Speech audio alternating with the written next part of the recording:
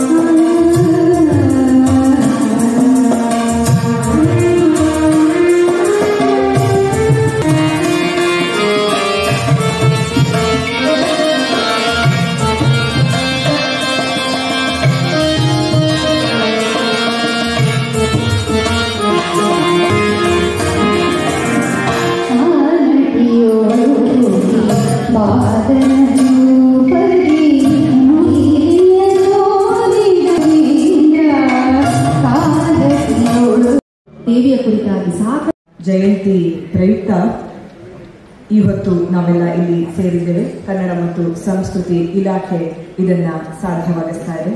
ಈ ಜಯಂತಿ ಪ್ರಯುಕ್ತ ನೆರೆದಿರುವ ತಮ್ಮೆಲ್ಲರಿಗೂ ಮತ್ತೊಮ್ಮೆ ನಮಸ್ಕಾರಗಳನ್ನ ಸ್ವಾಗತವನ್ನ ಕೋರ್ತಾ ನಾಡಗೀತೆಯೊಂದಿಗೆ ಕಾರ್ಯಕ್ರಮವನ್ನ ಪ್ರಾರಂಭಿಸ್ತಾ ಇದ್ದೇವೆ. ವೇದಿಕೆ ಮೇಲೆ ಉಪಸ್ಥಿತರಿರುವಂಥ ಎಲ್ಲ ಗಣ್ಯರೇ, ಜನಪ್ರತಿನಿಧಿಗಳೇ ಮತ್ತು ಮಹಾಜನಗಳೇ ಮತ್ತು ಪ್ರಚಾರದಲ್ಲಿ ದಕ್ಷಿಣಾಮ್ನಾಯ ಶೃಂಗೇರಿ ಶ್ರೀ ಶಾರದಾ ಪೀಠ ನಡೆಸಿರುವಂತಹ ಕೈಂಕರ್ಯಗಳು ಸಾಗರದಾಚೆಗೂ ಹಬ್ಬಿರುವಂಥದ್ದು ಈ ಹೊತ್ತಿನಲ್ಲಿ ಗಮನೀಯ.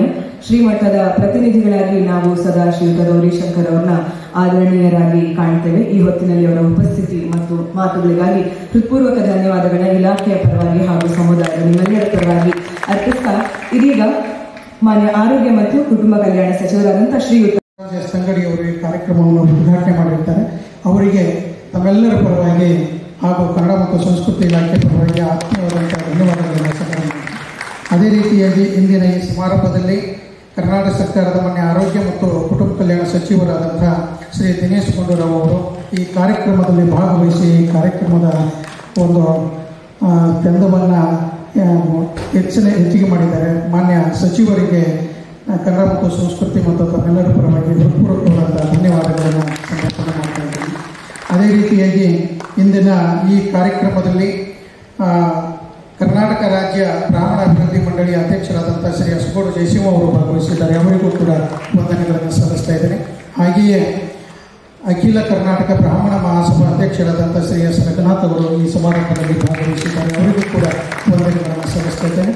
ಹಾಗೆಯೇ ಧಾರ್ಮಿಕ ಪರಿಷತ್ ಮುಜರಾಯಿ ಇಲಾಖೆಯ ಧಾರ್ಮಿಕ ಪರಿಷತ್ನ ಸದಸ್ಯರಾದಂಥ ಶ್ರೀ ಪಿ ಎಸ್ ದ್ವಾರಕನಾಥ್ ಅವರು ಭಾಗವಹಿಸಿದ್ದಾರೆ. ಅವರಿಗೂ ಕೂಡ ಹೃತ್ಪೂರ್ವಕವಾದಂಥ ಧನ್ಯವಾದಗಳನ್ನು ಸಲ್ಲಿಸ್ತಾ ಇದ್ದೇನೆ. ಹಾಗೆಯೇ ಶೃಂಗೇರಿ ಮಠದ ಮಾಜಿ ಆಡಳಿತಾಧಿಕಾರಿಗಳಾದಂಥ ಮತ್ತು ಈ ಸಮಾರಂಭವನ್ನು ಉದ್ದೇಶಿಸಿ ಶಂಕರಾಚಾರ್ಯ ಅವರ ಬಗ್ಗೆ ಅನೇಕ ವಿಷಯಗಳನ್ನು ತಿಳಿಸಿಕೊಟ್ಟಂಥ ಶ್ರೀ ವಿ ಆರ್ ಗೌರಿಶಂಕರ್ ಅವರನ್ನು ನಾನು ಧನ್ಯವಾದಗಳು ಮಾಡ್ತಾ ಇದ್ದೇನೆ.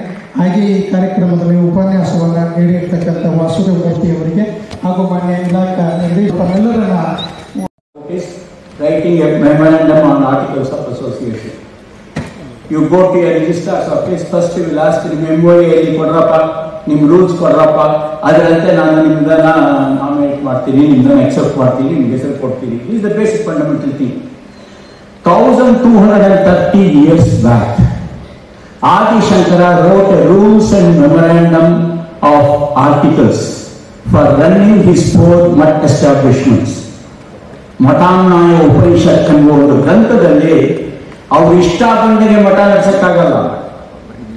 ಅವ್ರು ಏನನ್ನ ಮಾಡಬಹುದು, ಹೇಗೆ ಮಾಡಬಹುದು, ಅವರಿಗೆ ಯಾವ ಒಂದು ಅವಧಿಯಲ್ಲಿ ಏನೇನನ್ನ ಮಾಡುವಂತಹ ಹಕ್ಕಿದೆ, ಪ್ರತಿಯೊಂದನ್ನು ಅದರಲ್ಲಿ ಬರೆದಿಟ್ಟು ಇದರಂತೆ ನೀವು ಮಠವನ್ನು ನಡೆಸಿ ನಮ್ಮ ಸನಾತನ ಧರ್ಮದ ಉದ್ಧಾರಕ್ಕಾಗಿ ಮಠಗಳನ್ನು ಬೆಳೆಸಬೇಕು ಅಂತ ಹೇಳಿ ಕೊಟ್ಟಂತಹ ಮಹಾಜ್ಞಾನಿ ಮಹಾಗುರು ಆದಿಶಂಕರರು.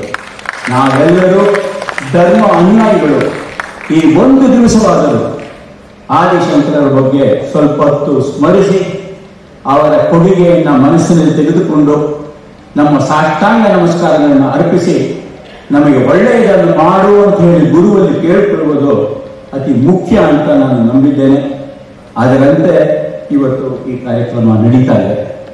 ಕರ್ನಾಟಕ ರಾಜ್ಯ ಸರ್ಕಾರ ಇಂತಹ ಒಂದು ಅಮೋಘವಾದ ಕಾರ್ಯಕ್ರಮವನ್ನು ನಡೆಸ್ತಿರೋದು ಒಂದು ಸನ್ನಿವೇಶ.